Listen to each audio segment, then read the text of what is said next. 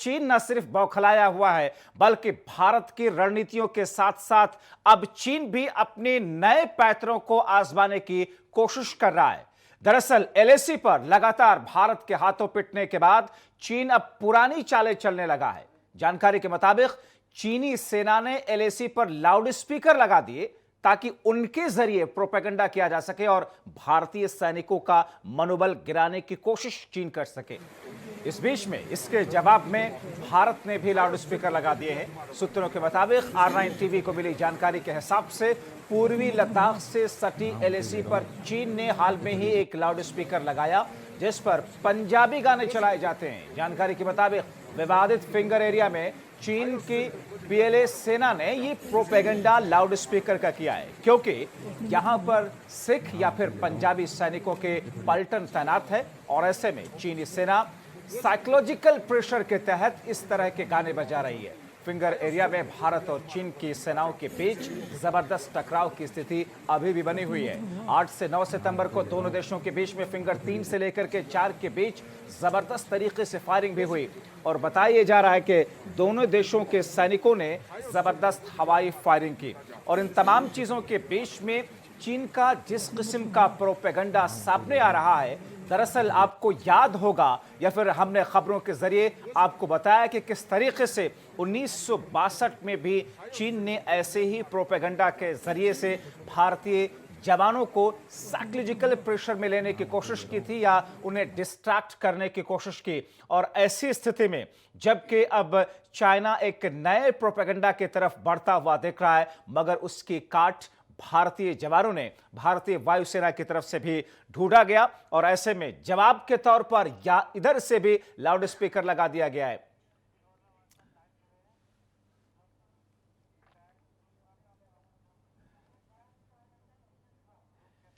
तो ऐसी स्थिति में भारत की रणनीति किस तौर पर कारगर न सिर्फ हो रही है बल्कि भारत की रणनीति चीन को उसकी पैतरों को काटने के लिए और चीन को और ज्यादा बैकफुट पर करने के लिए भारत ने कुछ नई रणनीतियां बनाई है जिसमें लाउड स्पीकर तो ही है, जैसा कि रक्षा मंत्री ने संसद के भीतर जो बयान दिया उससे भी साफ जाहिर है। हमारे साथ इस वक्त डिफेंस एक्सपर्ट जो कि इस वक्त जुड़े हुए हैं वीएन झा साहब, बहुत स्वागत है सर आपका।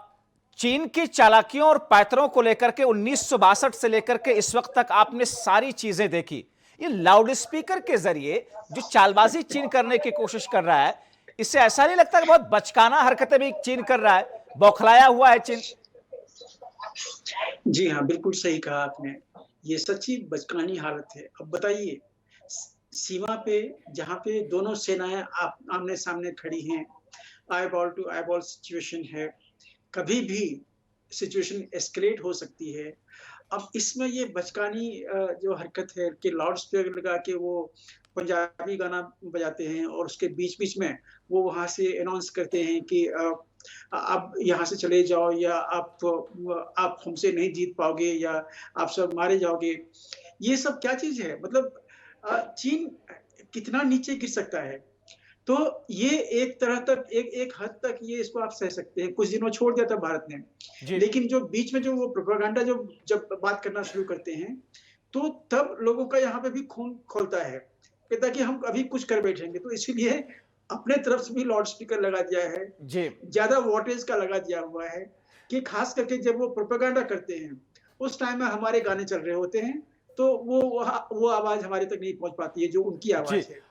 ये जी कैप्टन वीएन झा साहब, अब एक स्थिति ऐसी यहां पर बन रही है जिसको लेकर मैं समझना चाहता हूं कि चीन के पास ऑप्शन अब नहीं बच रहे हैं। चीन सीधे सीधे वॉर कर नहीं सकता है, इसलिए इस तरीके की हरकतों के जरिए प्रोवोक करने की एक कोशिश कर रहा है चीन। दरअसल यह समझा जाए जो कि इन तमाम चीजों से कोई फर्क नहीं पड़ने वाला। देखिए, चीन माइंड गेम खेल रहा है और ये काफी दिनों से खेल रहा है, काफी दिनों से कहिए या काफी सालों से खेल रहा है जी। आप याद कीजिए, जब भी चीन के कोई आला अधिकारी, चाहे उसके प्रेसिडेंट या प्राइम मिनिस्टर या ऐसे कोई लोग यहाँ पे आए हुए भारत में, उन्हीं दिनों चीन की सेना कोई न कोई खुराफाती कर रही होती है सीमा पे। और ये एक सिलसिला है इसका, बहुत लंबी कहानी है इसकी। तो ये तो उनकी फितरत में है। दूसरी अब जी इसमें आके चीन फंस गया। चीन ने शायद समझा था जी कि जी बिल्कुल जैसे वो लगभग बिल्कुल 4,500 सटीक यहाँ पे और सही बिंदुओं को पेंगोंग में आप किए थे। जिस तरीके से R9 टीवी के दर्शकों के सामने रख रहे हैं, अब ऐसी स्थिति में वेन झा साहब, जिस किस्म के हालात इस वक्त उत्पन्न हो रहे हैं, एक सवाल लोगों के जहन में आ रहा है कि जैसा कि पाकिस्तान ने जब जब इस किस्म की कोई हरकत की, आतंकी हरकत या किसी और तरह की, हमने एयर स्ट्राइक के जरिए, हमने सर्जिकल स्ट्राइक के जरिए पाकिस्तान को न सिर्फ धूल चटाया बल्कि उसको सबक सिखाया। चीन के खिलाफ गर्चे जो एलएसी है, जिसको लेकर के राजनाथ सिंह ये कह रहे हैं कि साहब दोनों देशों का परसेप्शन अलग अलग है, लेकिन ऐसे में क्या किसी एक बड़े कदम के उठाए जाने की जरूरत है, या बड़े कदम की जरूरत नहीं, चीन कुछ नहीं कर सकता, उसको उसके हाल पर छोड़ दिया जाए? नहीं, चीन को छोड़ा नहीं जा सकता है। चीन ने एक गलती अभी की है कि जो कुशन एरिया था, जी फिंगर एरिया था इसमें पेंगोंग में, हमारी सेना पहले लगभग या तो फिंगर 2 पे या फिंगर 4 पे एक छोटा-सा हटमेंट था, यहाँ पे रहती थी। और जो अंडरस्टैंडिंग था, वो ये कि फिंगर 4 से लेके फिंगर 8 जी ये कुशन एरिया है। इसमें दोनों जो सेनाएँ हैं, वो पेट्रोल कर सकती हैं, लेकिन परमानेंटली कोई वहाँ पे ना रहे। तो चीन ने इसका अवहेलना किया है कि वो जब जब हमारा वो कारगिल के समय में जब सेनाएँ वहाँ से लगभग हट गई थी सारी चीज़ें, तो सम टाइम मतलब 2004-2003 के बाद से कब वो उन्होंने धीरे-धीरे पाँव वहाँ से बढ़ाना शुरू किया कि आखिर फिंगर 8 तक, फिंगर 4 तक आ गए। जी और जब तक हमने ये रियलाइज़ किया, जी काफ़ी देर हो चुकी थी। यहाँ पे जी कहीं न कहीं हमारी भी सेनाओं का जो आईटीबीपी थे वहाँ पे तैनात, जी जी उनसे कहीं चूक हुई थी, क्योंकि जो जी विजिलेंस थी, और उन्हीं तमाम ये चीजों को लेकर के विजिलेंस ठीक करने के साथ साथ में आगे बड़े स्तर की रणनीति इस वक्त भारत बना रहा है। बहुत शुक्रिया वेन झा साहब, R9 टीवी के दर्शकों के सामने इन तमाम स्थितियों और परिस्थितियों को सही और सटीक अंदाज में रखने के लिए।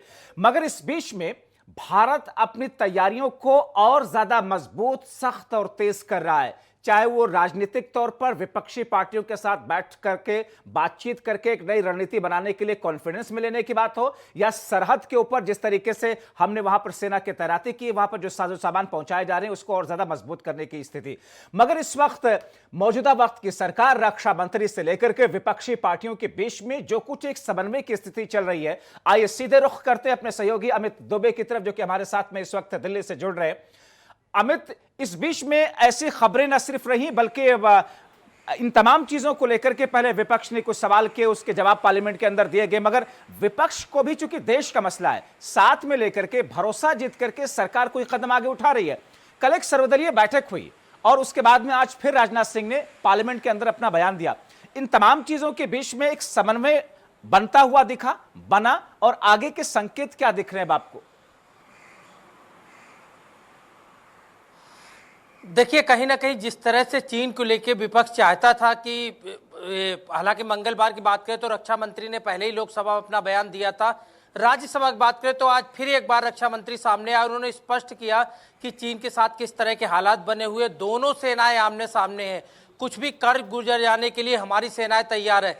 लेकिन इस बीच रक्षा मंत्री ने यह भी स्पष्ट किया कि किस तरह से चीन ने पिछले सालों में किस तरह से अपना इंफ्रास्ट्रक्चर डेवलप किया, और इंफ्रास्ट्रक्चर जो है वो कहीं ज़्यादा मजबूत है। हालांकि जिस तरह से चीन का जो रवैया रहा है, भारत लगातार उस पर नज़र बनाए हुए, जितनी चीनी सेना उधर तैनात की जाती है उसी के अकॉर्डिंग भारत ने भी अपनी सेना तैयार कर रखी है।